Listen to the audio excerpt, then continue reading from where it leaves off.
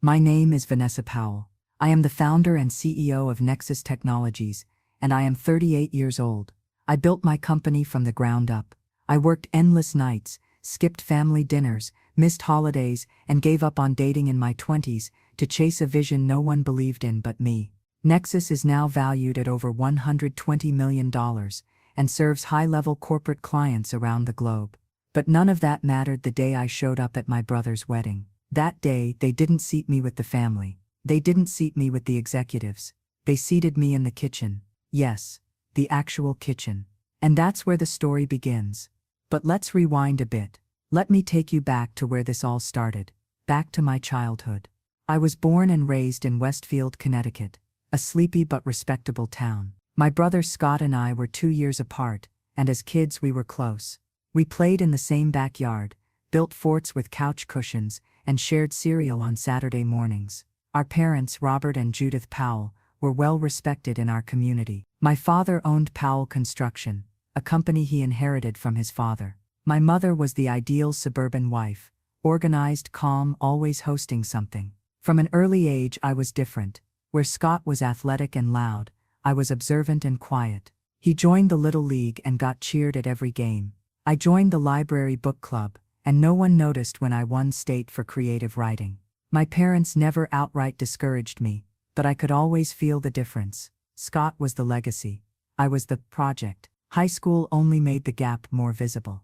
Scott was a football star. I was captain of the debate team. When he made a touchdown, the town roared.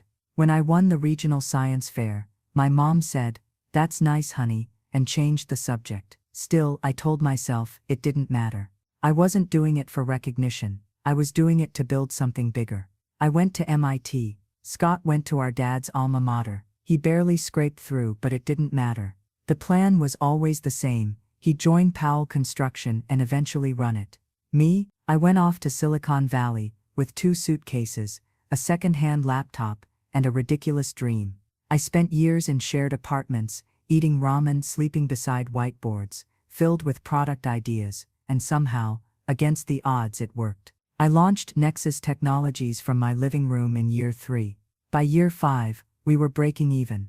Year 7, we landed our first big client, a logistics firm that made our software part of their core system. From there it exploded. We grew from 5 employees to 50. We opened offices in Boston, Chicago, and San Diego. Last year we landed our biggest deal yet, a partnership with Bradford Enterprises, a massive commercial real estate conglomerate. It was the kind of deal people dream about. And the irony, the CEO of Bradford Enterprises was none other than Richard Bradford, the father of Tiffany Bradford, my brother's fiancée. Funny how the world circles back. Before the wedding, I wasn't even planning to attend. My relationship with Scott had been distant. Not hostile, just distant. We had different lives, and he never reached out unless it was a family obligation. But when I got the invitation, I thought maybe, just maybe, this was a chance. A reset. An opportunity to close the space between us. Especially now, with me doing real business with Tiffany's family. So, I RSVP'd yes. I bought a stunning dress, deep emerald green, silk, custom fit. I booked a luxury car, and asked Marcus, my boyfriend and a partner at a major venture firm, to accompany me. I even called my mom the week before. "I'm excited," I told her. "It'll be good to see everyone." She paused. "Yes, of course, dear. Just don't be late." That was it. No, "We're so glad you're coming." No warmth, just the usual polite frost. I ignored it. I told myself I was overthinking.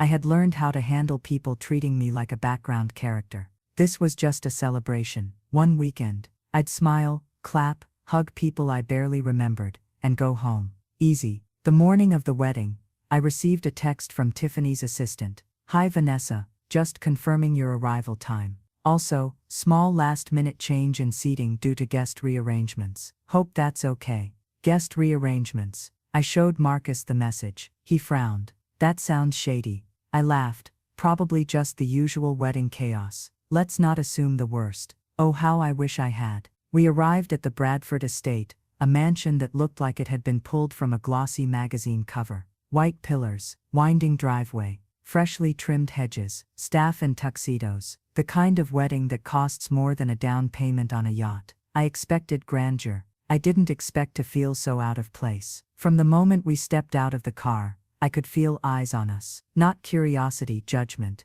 The kind that says, "You don't belong here," but we're too polite to say it. The ceremony was held in a marble courtyard, with white rose petals dusting the aisle. Scott looked nervous. Tiffany looked flawless. The vows were scripted, the kiss was short, and the applause was polite. Afterward, guests were ushered toward the reception tent, a glass pavilion lined with chandeliers, violinists playing Vivaldi, and a 10-tier cake that probably had its own security detail. Marcus leaned close. "Are we seated near the family?" I smiled. "Let's find out." We approached the seating chart. My name wasn't there. I stood there for a few seconds, staring at the glossy board covered in gold calligraphy. The seating chart was organized by table numbers and guest categories. Immediate family, extended family, bride's business guests, groom's friends from college. I scanned each list again. Nothing. No Vanessa Powell. No Marcus Chin. Marcus touched my arm gently. "Maybe we're on a digital list somewhere, or a separate section."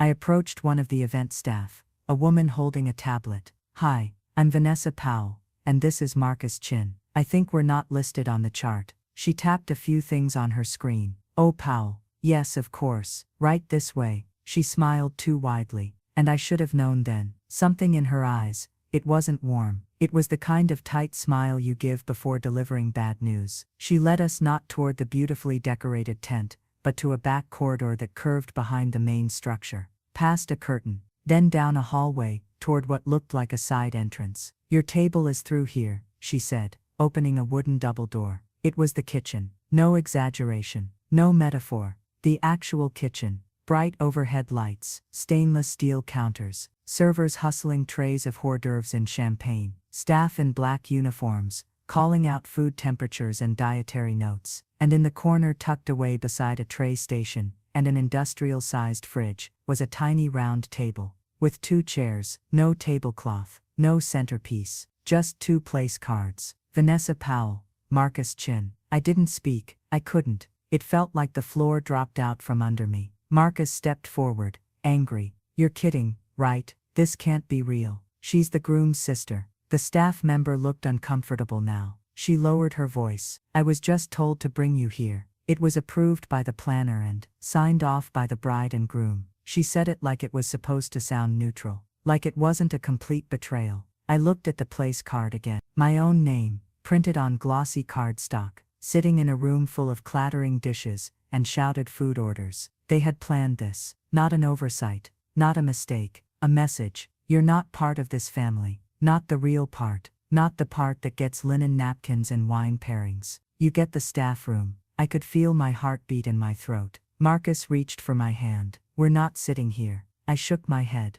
"We are," I said. "Vanessa, no, we're going to sit here, and we're going to eat exactly what they serve us. Because I want to remember every second of this." We sat in silence for about 5 minutes. A waiter passed by, his eyes wide. "I'm really sorry, you shouldn't be here." I nodded.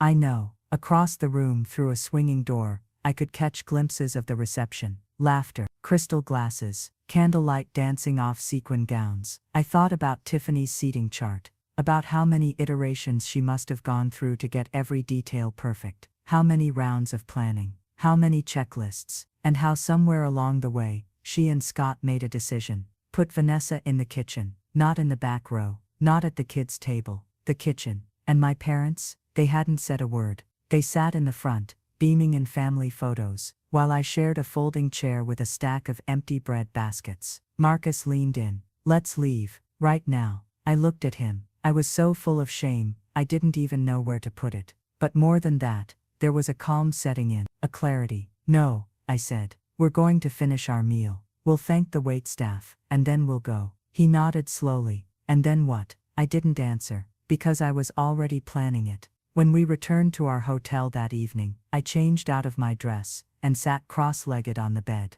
I opened my laptop and pulled up a document I hadn't looked at in months. Bradford Enterprises contract. Nexus Technologies 10-year software partnership. Valued at $30 million. Signed, sealed, implemented. but not untouchable. I flipped to section 8.7, Ethics and Representation Clauses, specifically the part that said, if either party engages in behavior that brings reputational harm to the other, or demonstrates willful public disrespect, Nexus Technologies reserves the right to terminate all services with 14-day written notice. They didn't know it, but they had just triggered a clause they never read. Bradford Enterprises wasn't just a client, they were the client. The one that gave me credibility with half the industry. The one Scott bragged about at golf outings. The one my parents now use to describe me at dinner parties. And I was about to take it all back. Not out of pettiness, out of principle. The next morning, I drafted the termination letter. It was crisp, professional, unapologetic. Dear Mr. Bradford, in accordance with Section 8.7 of our mutual agreement, Nexus Technologies is initiating full withdrawal from our contractual obligations with Bradford Enterprises. This decision is effective 14 days from the date of this letter.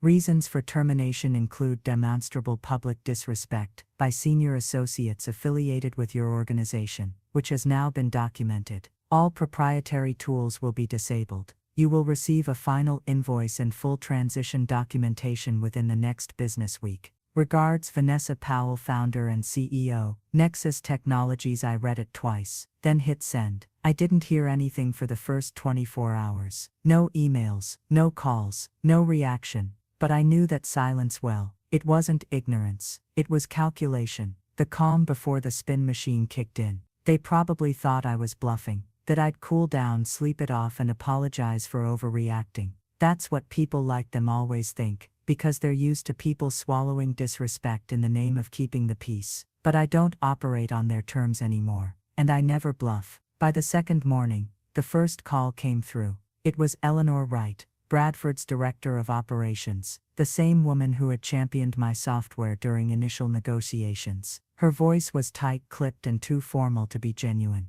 Vanessa, I just saw the termination notice come through. I assume there's been some kind of misunderstanding. No misunderstanding, I replied. Everything is outlined in the letter. She hesitated. May I ask what specifically prompted this decision? You've been nothing but satisfied with our performance. It's not about your performance, I interrupted. It's about how I was treated at a very public event, as a representative of Nexus Technologies, and as a member of the Powell-Bradford Alliance. You're referring to the wedding. I'm referring to being intentionally placed in a working kitchen while my family toasted champagne under chandeliers. Yes. There was a long pause. Then she said something I didn't expect. I had no idea. That's horrific. I believed her. Eleanor had always been professional. She respected my work, my authority, and never once talked down to me in meetings. But this wasn't her decision to make, and we both knew that. Unfortunately, I said calmly, intent doesn't matter. Perception does. My team built a system that runs your entire logistics division. If your executives can't treat that contribution with dignity, then we have a trust problem. Vanessa, please, she said, her voice softening now. I know what it's like to be pushed to the edges, but don't punish the rest of us for the sins of a few. At least let us meet halfway. And I could have sat down, negotiated, redrawn lines. But then I remembered something Marcus said the night we got back from the wedding. They didn't just put you in the kitchen, Vanessa. They built a whole house around you and locked you in the back door. So I replied, I appreciate your words, but my decision is final. We'll honor the 14-day transition, as stated. Understood, she said finally, and the call ended. By that afternoon, my inbox had become a battlefield. Messages from Bradford's legal team, clarifications, friendly reminders, contractual concerns. None of them mattered. Our documentation was airtight. My legal team reviewed every inch of the original agreement before we sent the notice. The reputational harm clause was vague on purpose and powerful for exactly this kind of situation.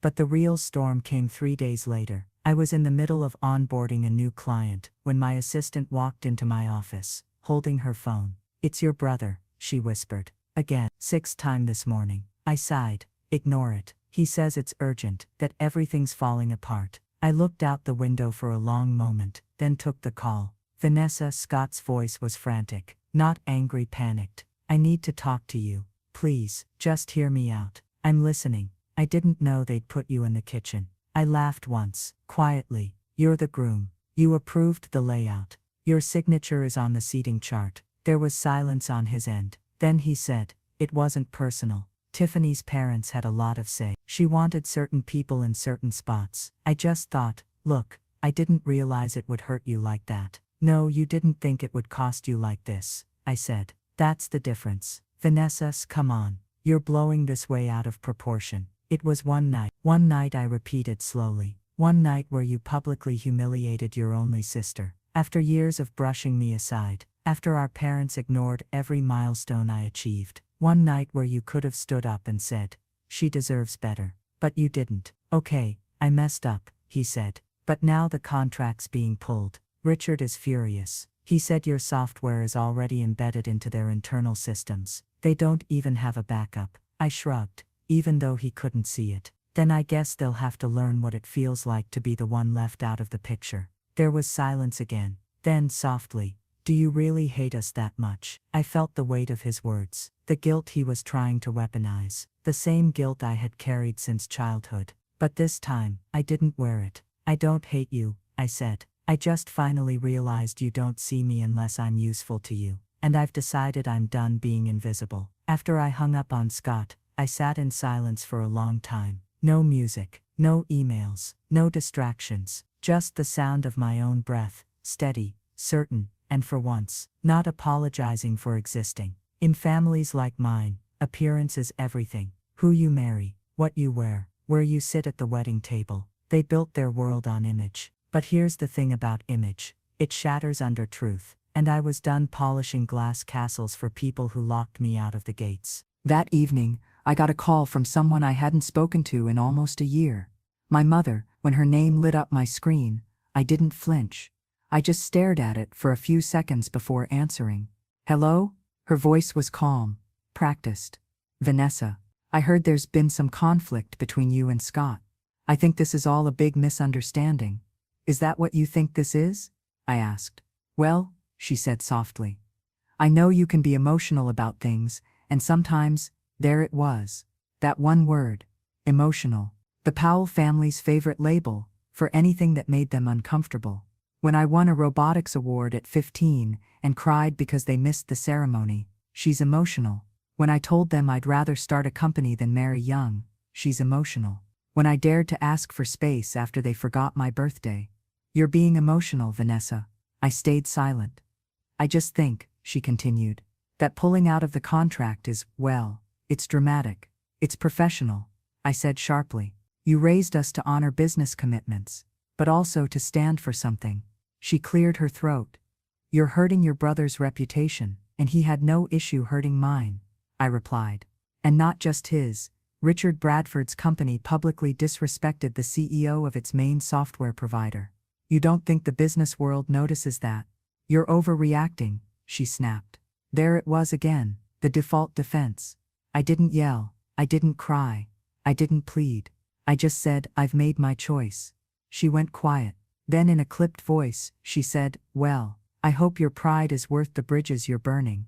I almost laughed. "Funny, that's exactly what you said when I left home to start Nexus." Click. I didn't hear from them for the next 2 days. But I did hear from Richard Bradford. And this time it wasn't a phone call, it was an invitation. A personal meeting, private off the record, at the Rosewood Hotel downtown. He offered to clear the air, as the email put it. He wanted to speak one-on-one. No staff, no lawyers. Just us. Marcus frowned when I told him. "You know that's not a peace offering, that's damage control." "I know," I replied. "But I want to look him in the eye when I explain what his daughter really signed off on." The Rosewood was sleek and understated, classy in a way that whispered money instead of shouting it. I found Richard already seated in a private lounge. He stood when I approached, smiling like we were old friends. "Vanessa, thank you for coming." I sat across from him. "Let's not pretend this is a social call," he chuckled. "Fair enough." There was a pause. Then he said, "I had no idea what happened at the wedding. If I had known, I assure you things would have been handled differently." I nodded slowly. "But that's the thing, you didn't know. And that's not a flaw in communication. It's a reflection of who your daughter is and what she thinks of me." He leaned back. "Tiffany can be particular. Your company used my tech to expand your reach by 40% in the last 2 quarters, I said. I've helped make you more efficient, scalable, and faster. And your family put me next to the dish trays. Richard didn't respond right away. Then he said, I came here to offer something. Not an apology apparently, because I can see you're past that. I said nothing. He reached into his briefcase and pulled out a folder. I'm prepared to offer an extended contract. 5 more years, a 20% increase in value, full public credit to you and your team. Tempting, I'll admit. But I looked at that folder and saw chains, not opportunity. You're offering me money to be quiet, I said. To move forward, he replied. I'm already moving forward, I said, standing.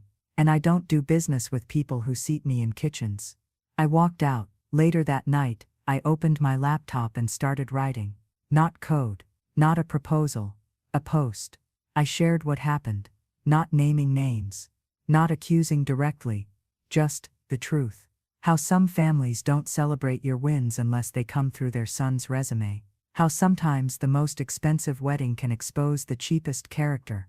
Within hours, it was viral. Comments flooded in. Thousands of women, people of color, and first-generation professionals all saying the same thing. I've been there. They told me to sit quietly, too. This is why I started my own table. Quiet revenge had begun, and I wasn't going to stop now.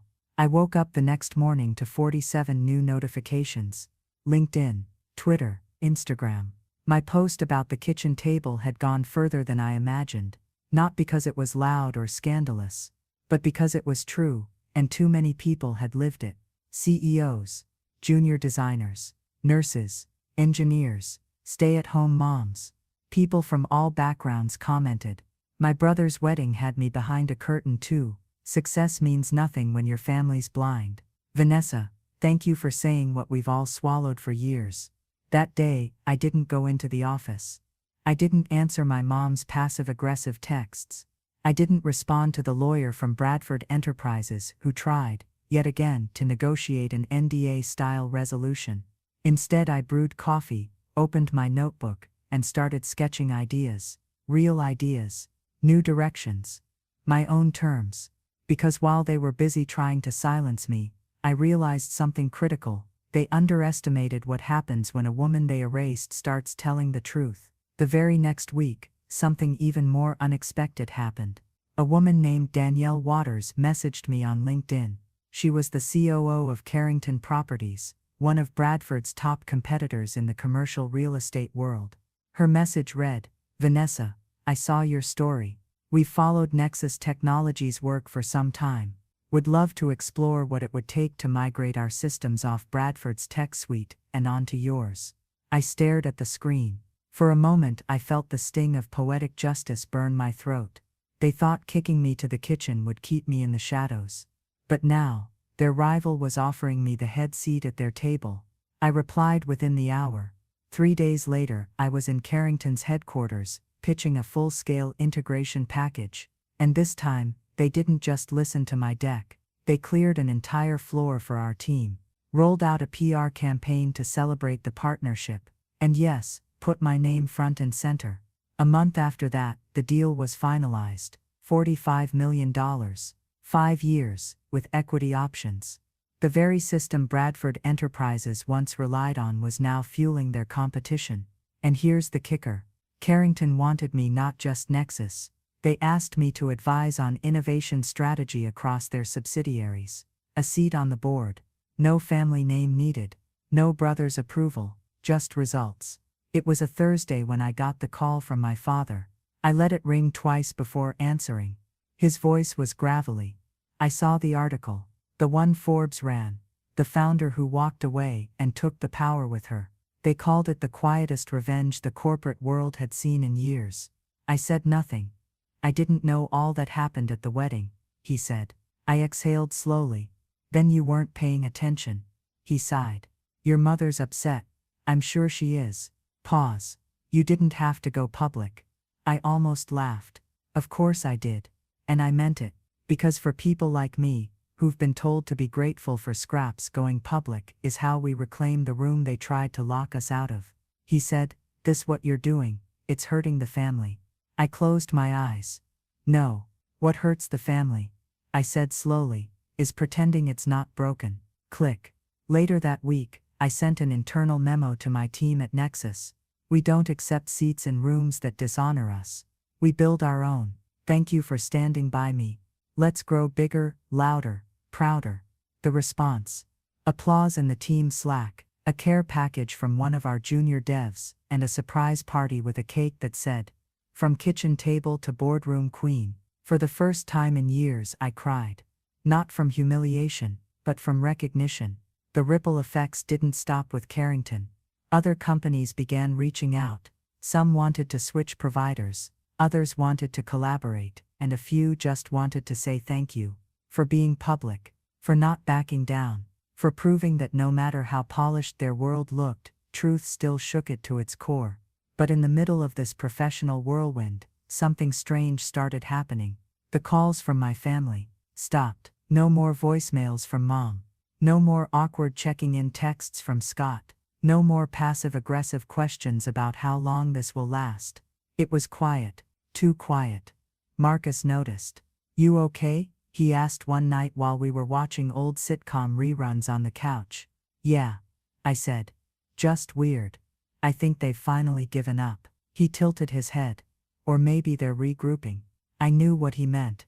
With families like mine, silence isn't peace, it's plotting. A week later it came. An envelope. No return address. But I recognized the handwriting instantly. My mother's. Inside one piece of paper. No apology. No explanation. Just a note that read, "You've said enough. We'd prefer it if you stopped talking about us." That was it. A request to go back into the quiet. Back to shame. Back to pretending it didn't happen. I folded the paper neatly, slipped it back into the envelope, and tucked it into the drawer of my desk, not to hide it, to remember it. Because silence was the tool they'd used my whole life, and I was done treating it like currency. That same day, I published another piece. Not a takedown, not a thread. A letter. Addressed to anyone who had ever been told to stay in their place. To the little sisters who got the leftover chairs. To the brilliant minds put behind curtains because their shine made someone else uncomfortable. The letter went viral within 48 hours. It was picked up by newsletters, podcasts, and business platforms. Young founders shared it. Women reposted it. Men messaged me privately to say they were reconsidering how they treated their own sisters, wives, daughters. A publishing house even reached out to ask if I'd consider turning my experience into a memoir. I wasn't sure about that yet, but I was sure of one thing: I had reclaimed my narrative. And no one, not even my family, was going to edit me ever again. One afternoon, while I was speaking at a Women in Tech event in San Diego, my phone buzzed with a new message from Eleanor Wright. The same Eleanor from Bradford Enterprises who had once tried to reason with me. Her message was short. "Just wanted you to know, I resigned today. Couldn't stand the culture anymore. Your story helped give me the final push. Thank you." I sat with that message for a while. And then I smiled. Because that's what real power is. Not just making noise, but making space for others to rise too. And yet, there was still a part of me that hadn't fully closed the loop. My parents. Scott. The wedding. The humiliation. The years of dismissal dressed up as politeness. They were still walking around, I'm sure, telling themselves their version of the story. That I overreacted. That I made a scene. That I was always dramatic. So I decided to do one last thing. Not revenge. Not exposure. Just truth. I printed every article that came out about my work. Every testimonial. Every client quote. Every cover that said CEO, not sister. I put them in a sleek black binder. On the first page I taped a note: "In case you ever wonder what I was doing while you asked me to stay quiet." I mailed it. No return address. No signature. Just facts. It took 3 days. Then my phone rang. It was my mother. Again. This time I answered. There was no hello, just her voice, sharp and cold as ever. "What exactly are you trying to prove, Vanessa?"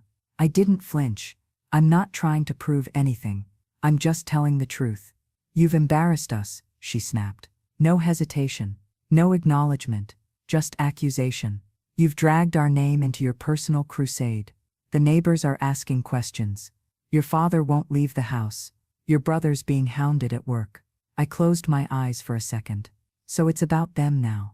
It's always been about family, she said. You just never understood that. There it was, that eternal line, the guilt dagger. You think family means swallowing disrespect, I said.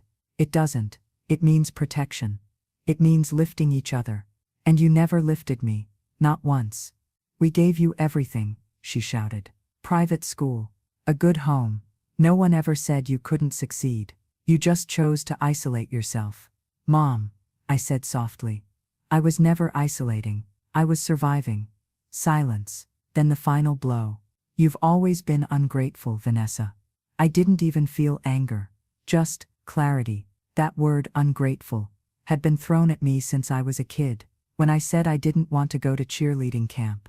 When I asked why Scott always got the new phone first. When I chose MIT over a local college, because it felt distant.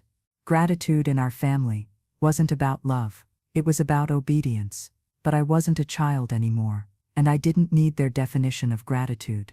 I'm grateful, I replied. Grateful. I finally found out how little I mattered in your world.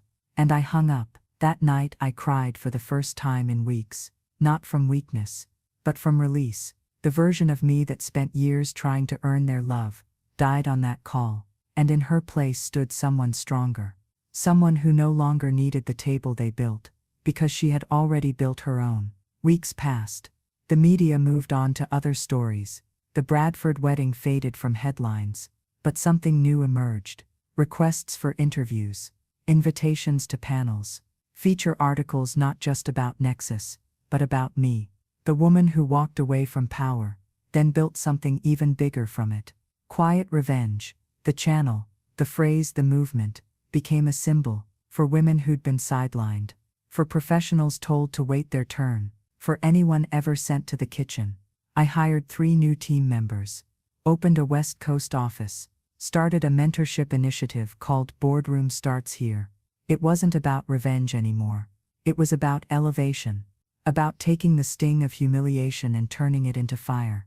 And still, every now and then, I'd think of that kitchen chair, that greasy tile floor, that metal table, the moment they tried to erase me. And I'd whisper to myself, you shouldn't have seated me there, because now, everyone sees me. It's strange how the things meant to humiliate you can become the very platforms that elevate you. A few months after I launched Boardroom Starts Here, a young woman named Haley wrote me a letter. She was 24, fresh out of college, working in an all-male fintech startup where she was constantly overlooked in meetings. She wrote, I watched your story on quiet revenge. It reminded me I wasn't crazy, that my voice matters, even when the room goes quiet. I printed one of your quotes and taped it to my monitor. Don't sit where you're tolerated. Build where you're celebrated. Just wanted you to know you helped one person not shrink. I sat with her words for a long time. It wasn't just about weddings anymore, or boardrooms, or billion-dollar clients. It was about unshrinking, about reversing the years we spent folding ourselves smaller just to fit in someone else's vision of success. And Haley wasn't the only one. Soon after, our inbox was full of similar stories. Women in law firms, young Black engineers, first-generation college grads, mothers returning to the workforce. Quiet revenge wasn't just a story now. It was a system reboot. Marcus and I celebrated our 3rd anniversary around that time. We kept it simple. Rooftop dinner, champagne, and one promise. No more spaces where we felt like we had to earn the right to exist. I asked him, did you ever imagine all this would happen? From one wedding, he smiled. You didn't just change your seat, Vanessa. You changed the damn table. That stayed with me, because I hadn't realized how true it was. I'd been so focused on the pain, the betrayal, the insult, I didn't see the legacy forming beneath it. Sometimes your greatest power is born in the moment they think they've broken you. Later that summer, I got an invitation I didn't expect. An award nomination. Entrepreneur of the Year, North Atlantic Region. The event would be held in a glass tower overlooking Boston Harbor. Same city where I ate cup noodles while coding at 3 a.m. Where I borrowed furniture from Craigslist. Where I thought no one saw me. Now, I'd be the one standing on the stage, accepting an award in front of a room full of people who couldn't ignore me if they tried. And for once, it wasn't about proving anything.